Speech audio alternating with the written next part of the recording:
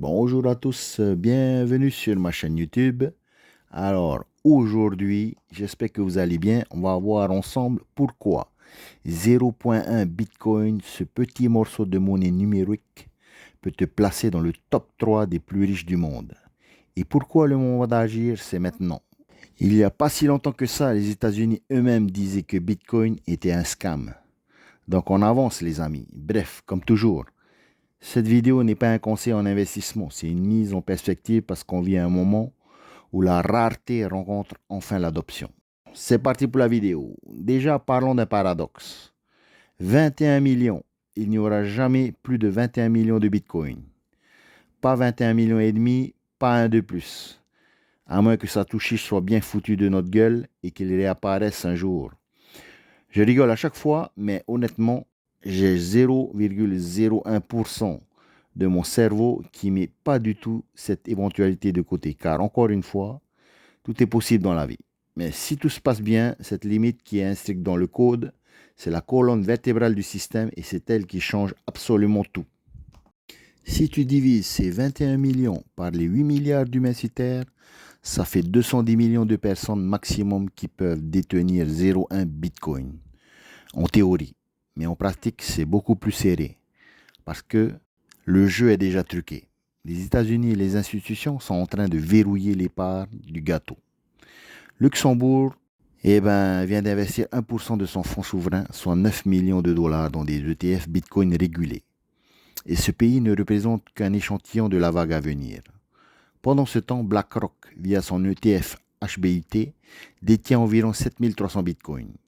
MicroStrategy, dont je vous ai parlé récemment en vidéo, l'entreprise de Michael Saylor en possède plus de 6300. Rien qu'à eux deux, c'est près de 7% de l'offre totale. Imagine donc une partie de Monopoly, où la moitié du plateau serait déjà acheté par les banques et les États. Et toi, tu arrives avec 200 € pour tenter de poser une maison. C'est littéralement ce que se passe sur Bitcoin. Le commun des mortels pense encore qu'il est trop tôt.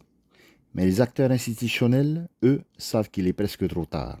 Chaque Bitcoin acheté aujourd'hui par un fonds souverain, c'est des millions de retailers qui ne pourront plus jamais l'obtenir. Et c'est là que le paradoxe devient fascinant. Plus Bitcoin monte, plus il se raréfie. Et plus il se raréfie, et plus il devient inaccessible à ceux qui attendent. Les 21 millions, c'est la règle du jeu. Mais le jeu, lui, il est déjà bien amorcé. Les institutions sont à table, les États s'assoient à côté et le retail arrive pour les miettes. Honnêtement, plus le temps passe et plus je vois ce qu'il se passe autour de nous. Comment le monde bouge.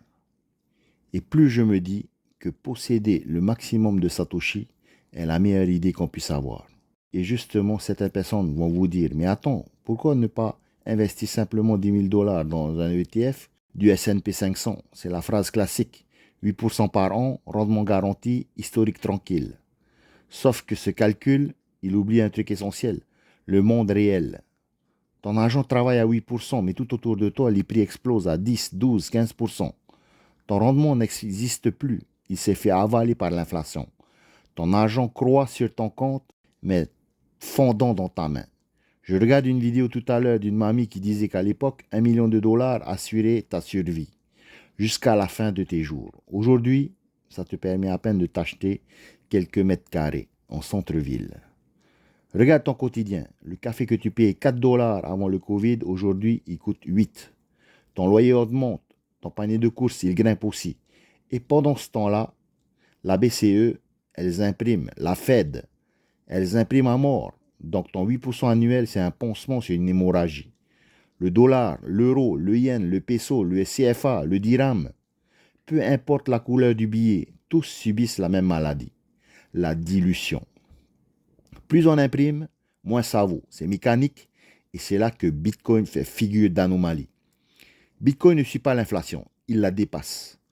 Là où les monnaies fiduciaires dégonflent, comme des ballons de baudruche, Bitcoin reste une constante, gravitationnelle, dans un univers monétaire en expansion. Et surtout là où les monnaies peuvent être modifiées, patchées, ajustées selon les besoins politiques, Bitcoin, lui, ne change jamais ses règles. Pas de conseil d'administration, pas de ministre pour décider de l'offre. Pas de surprise à 3 h du matin.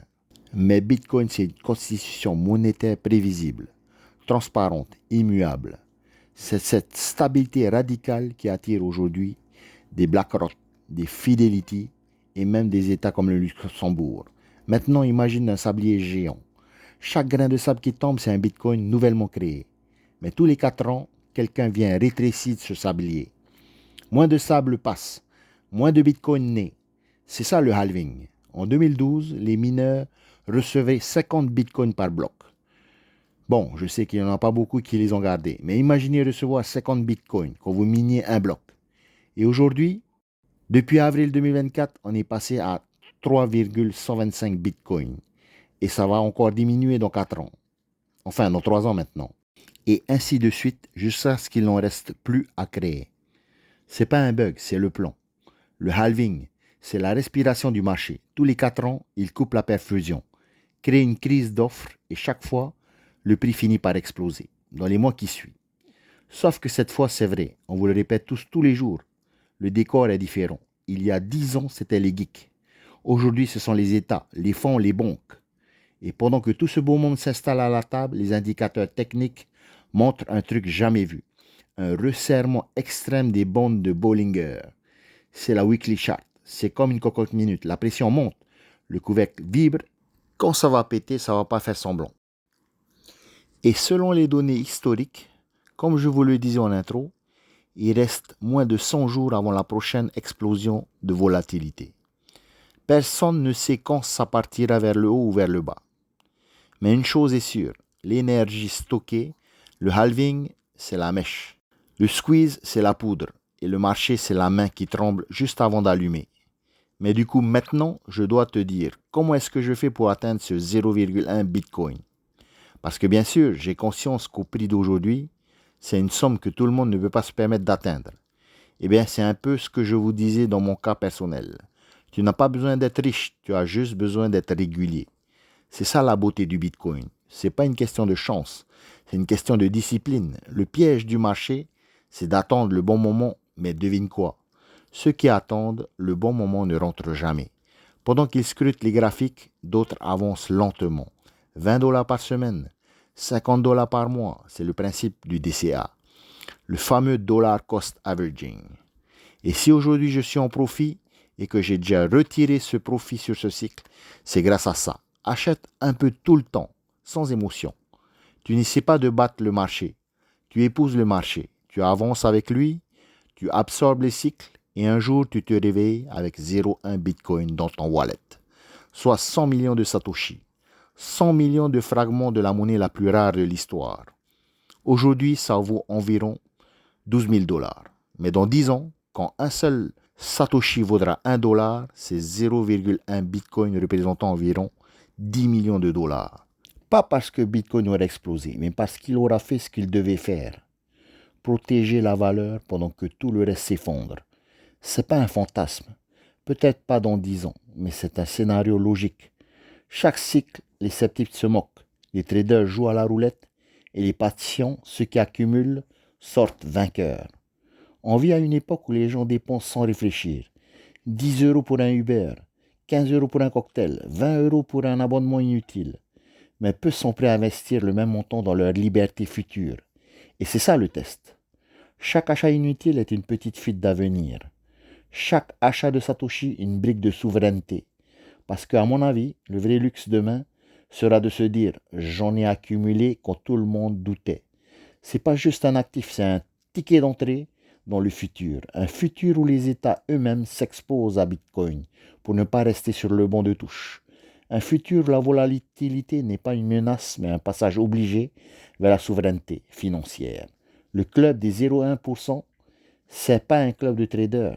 C'est une poignée de gens qui ont compris avant les autres, ceux qui n'attendent pas la validation des médias, ni la bénédiction des banques. Ceux qui empilent les satoshi, comme d'autres empilent les excuses. Là, c'est la partie mindset de la vidéo. Ne cherche pas à être riche demain, mais à être libre. Alors, dis-moi dans les commentaires, est-ce que tu possèdes du Bitcoin? Est-ce que tu fais peut-être déjà partie de ce club? Ou sinon, pourquoi est-ce que tu n'achètes pas de Bitcoin? Voilà les amis, on arrive à la fin de la vidéo. Donc, je peux encore vous dire que 0,1 Bitcoin, c'est vraiment le début de la liberté financière. Allez, je vous dis au revoir et à bientôt pour une prochaine vidéo. Bonne journée, bonne semaine et bonne soirée à vous.